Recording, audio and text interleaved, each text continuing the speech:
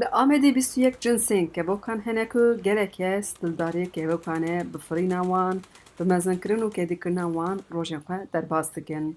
Ne tenê li Amedê, li seranserê Tirkiyeyê di nav hezkiriyên kevokan de torek heye ku li Kûderê pêşbaziyek li kîjan deverê bazara kirîn û firotina wan hebe ew jî agahdar in. Hezkirina kevokan di nav hin kesan de weke nexweşî ne, mesrifek mezin li ser wan didin.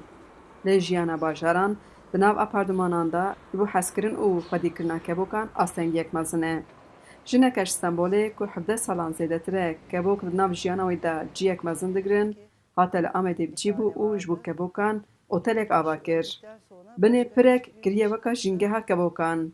Gelek koxan çêkiriye û nêzî 800 kevokên cîns li van koxan dimînin.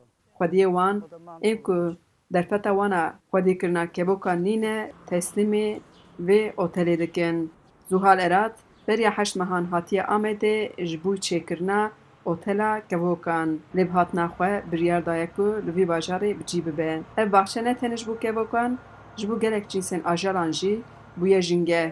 Dema xwediyê kevokan tên dikarin bi dilek rehet bi jin û zarokên xwe re werin li bir bi hev re demek xweşî derbas bikin.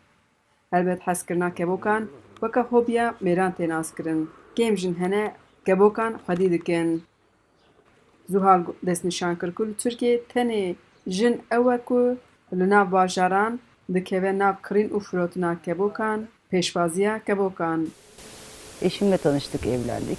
Eşim de kuşçu. Hevjînê min jî ji kevokan hez dike. Piştî em zewicîn çîroka me ya jiyana bi kevokan dest pê kir. Me li ser baniyê xwe kevok xwedî dikir. Ez diçûm mezata kevokan. Rojek li mezatê hevalek zilam got jin nikarin karê kevokan bikin. Min got em ê bibînin ka jin çawa dikarin û li ser gotina wî min mezadeke cuda ya bi navê komela xwişka çûkbaz darxist û 17 salin ez vî karê dikim. Wê dazanîn li Tirkiyeyê tenê Amed xwediyê cins û cûreyên zêde yên kevokan e ku pêdivî heye, dewlemendiya Amedê ya bi vî warê de jî ji cîhanê re bê naskirin.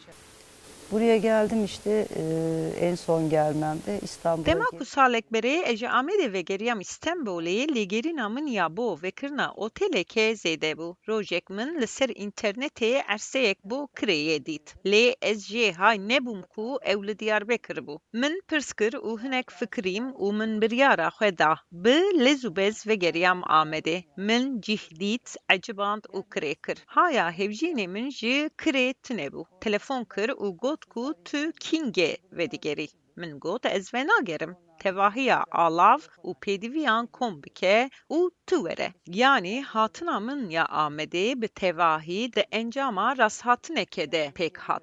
Wê got xeyala wê ya herî mezin ew bû ku otelek ji bo kevokan veke lê Diyarbekir ji bo wê bajarek pir xweş e û dixwaze êdî li vir bimîne. Û dibêje însaniyeta ku li rojavayê Tirkiyeyê nemaye li Amedê zindî ye û tenê bajarek heye dikare lê bijî ew jî Amedê ye. Xecî Can Farqîn, Dengê Amerîka, Diyarbekir. sağlıyorlar, kanat çırpıyorlar.